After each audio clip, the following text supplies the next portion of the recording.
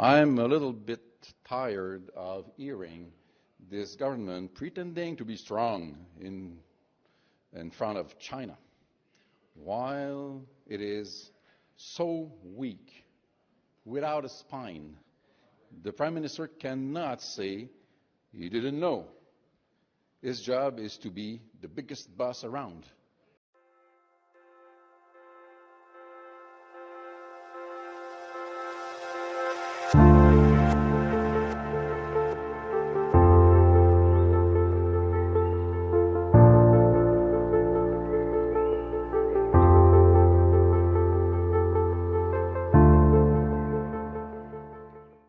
Welcome to Orange Wave, your source for everything related to the NDP. I'm your host, Will Adams. Today, we are going to talk about the developments to some serious allegations that have been in the House of Commons. So, for those unaware and didn't see my previous episode, news came out from a supposed whistleblower that the federal government of Canada has not only benefited from Chinese election interference for many years, but have also known about it and done nothing to stop it. Although the Conservatives have made it clear that they want to play games instead of getting things done, credit where credit is due, the New Democrats and the Cons are united on the basic idea of an investigation. Where they differ, the NDP want a public inquiry, the CPC want a committee. I'm in the boat where, although I support public inquiry in general for election interference, the news cycle has caused me to have even more questions than answers. The most recent updates to this story have caused me to have even more questions than I did before. Hang Don is a former Liberal MP who is now an independent. He was born in Shanghai, China, and his parents moved to Canada when he was just a kid. Recently, he has been accused of some very serious things. Micheal Kovrig and Micheal Spavor are two Canadians who need no introduction. They were kidnapped and kept in Chinese custody as retaliation for the Canadian government keeping a Chinese diplomat in custody due to the request of the United States because of allied extradition laws.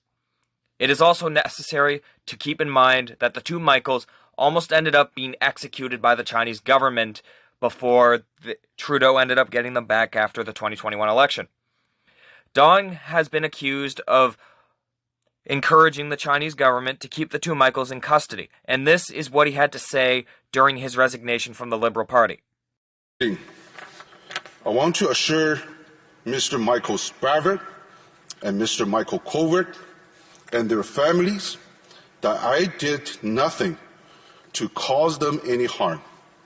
Like everyone in this House, I worked hard and advocated for their interest as a parliamentarian. The allegations made against me are as false as the ones made against you. To my constituents, I will continue to work on your behalf as your Member of Parliament. To my staff, I thank you. I know the days ahead will be difficult, but I will be there to support you as we continue to serve the people of Don Valley North. To my family, and in particular, my parents, who brought us here to Canada.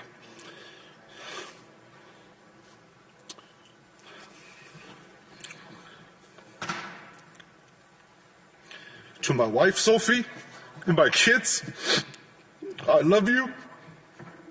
I thank you for all the support and love you gave me. The truth will protect us. Our honor and our family will get through this together. Sorry about that. Thank you, Speaker.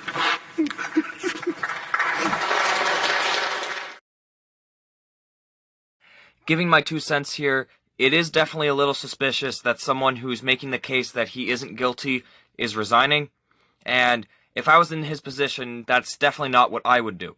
The way he should have handled this is maintaining his ground and suing the media for spreading misinformation.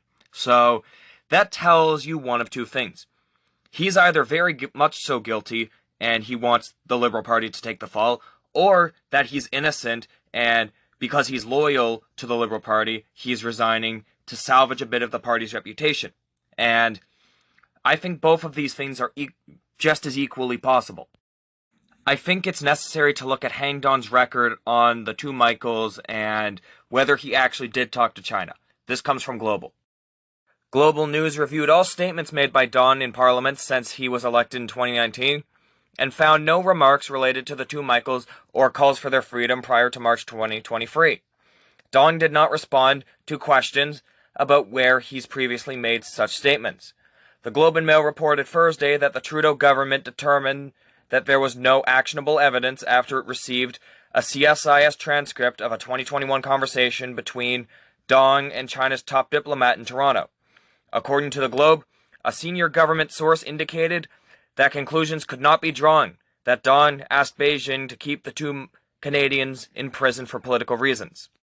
Shortly after resigning from the Liberal caucus, Dong voted Thursday for an inquiry into foreign election interference.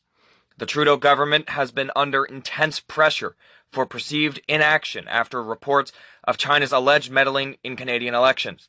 Dong voted with the Conservative Party, Bloc Québécois, and New Democrats to help pass the motion with 172 votes in favor and 149 against, largely comprised of Liberal MPs. It's definitely also worth considering that Dong voted against a Conservative motion to get documents about the Wuhan Institute, and he was notably absent from the Liberal motion to condemn the Chinese government's genocide of Uyghur Muslims, who were sterilized, raped, and tortured in other unspeakable ways in China. That means that he definitely exaggerated to an extent in his resignation speech. However, that isn't entirely out of the question for parliamentarians in general. I do not believe that this can be considered to be sufficient evidence for Han Dong benefiting from China or him encouraging them to keep Canadian citizens.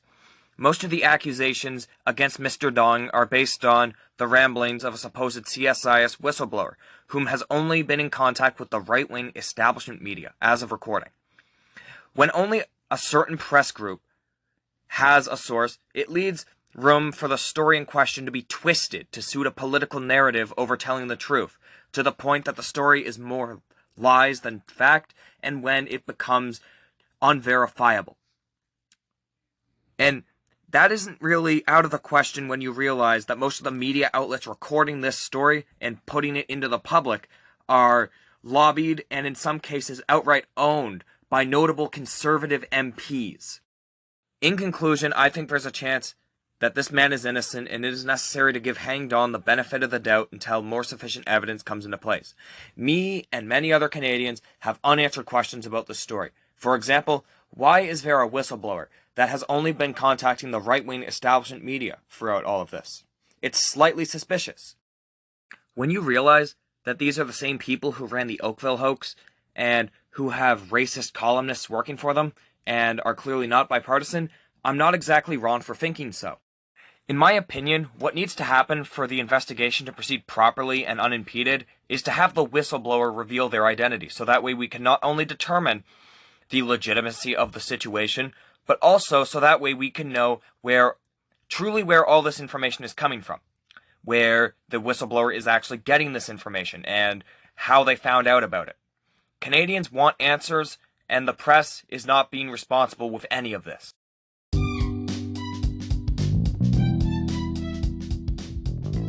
Thank you for listening to this episode of Orange Wave.